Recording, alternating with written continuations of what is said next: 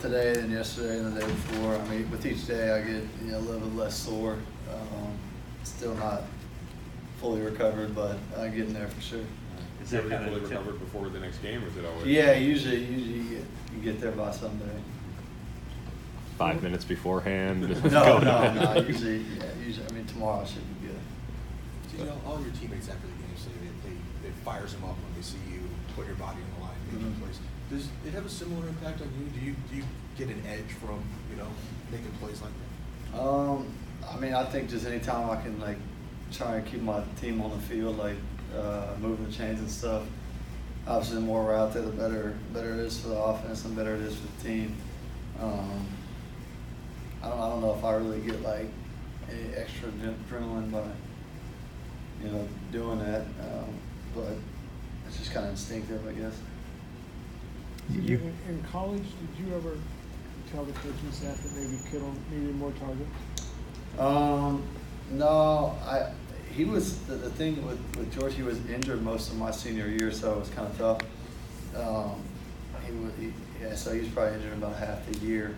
We knew the player that George was, and when he got hurt for us my senior year, it was a tough blow just because we planned to use him a lot. But yeah. With the Like a foot injury?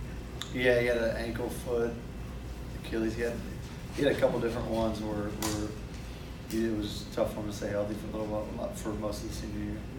the touchdown pass he threw to Kendrick Bourne last game, is that a route that he would have been able to run really well last year? Is that something that he had to develop and refine? How did that come about? I mean, Kendrick's just gotten better with each and every week that he's been here and been on the team. I mean, he was a great route runner last year when he got here. It was just kind of raw and didn't necessarily know what he was doing per se. I mean, if you told him to get open, he would go get open, and he would do it. But what he's so good at now is doing it within the timing of the route combinations and stuff like that. And he's got a lot better knowledge of the offense, and he's really become a good receiver. So did you see on that touchdown route that he was going to be right on time, right in the right spot?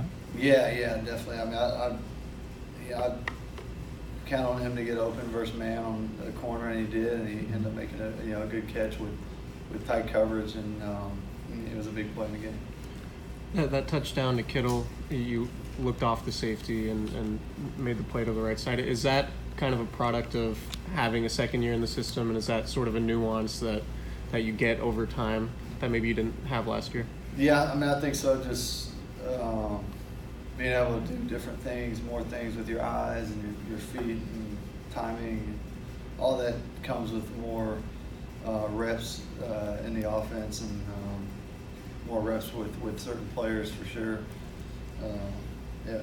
Are there other plays in that game that you looked at sort of in a similar vein to where I probably wouldn't have been able to make that play last year? Yeah, I mean, there's some. I think just a matter of just getting it out quicker. There was another third down to George. We converted that. I don't know. I mean, you're in a great route. I don't know would I've been able to get that out last year. I don't know, just because I don't know. Who knows? It's hard to say what would have happened, what wouldn't have happened. But I just know it slowed down a lot and feels a lot more. I feel a lot more comfortable out there this year. Was that the one in the second quarter when on Staley? A long drive. It was on a long drive. When Staley got hurt. Okay. Yeah. DJ, is there any sense of you can't play cautiously, but because things are so thin, you have to be a little bit more careful because it gets thin after you, even though your natural inclination is to run around and take hits and that kind of thing? Yeah, I mean, there's definitely a fine line between getting the extra yard and getting down and protecting yourself. You don't want to get hurt and be out for any game, and that's something I'll definitely work on is getting down. But if the game's on the line, fourth down, but try and get that extra yard. Were there plays in that Chargers game that Kyle pointed out and said, okay, we need to make sure you don't get hit in this circumstance? I mean, the only one he pointed out was the one where I did get my air knocked out. I mean, He said it was a great play and he appreciates it and stuff, but he says no one would look look at you differently if you slid here. But he understands my competitiveness and third down when you get the first down and move the chains. But other than that, there wasn't really many in that game. See, Kyle said that Derwin James on the last play was not supposed to be blitzing. It was a bust, and you read it, and you were quite surprised when you saw him over. Yeah, definitely. I mean, they brought those safeties off of the edge, which they have never done, and they just don't do that. So my eyes saw usually when one comes, the other one goes back. And I saw the guy on the right coming, and by the time I looked left to throw the ball, Derwin was hitting me. So I mean, it was a good bust on their part, but it's just unfortunate. That's good. CJ, got a couple non-football questions for you. One, the crucial catch event where you have the 2-year-old. How natural is that for you, and why? What was the story behind that? Yeah, I mean, it was real natural. I mean, I have a 2-year-old daughter myself, so it came real naturally, and it's just tough to imagine, what their family's going through. Because I mean, I have a 2-year-old.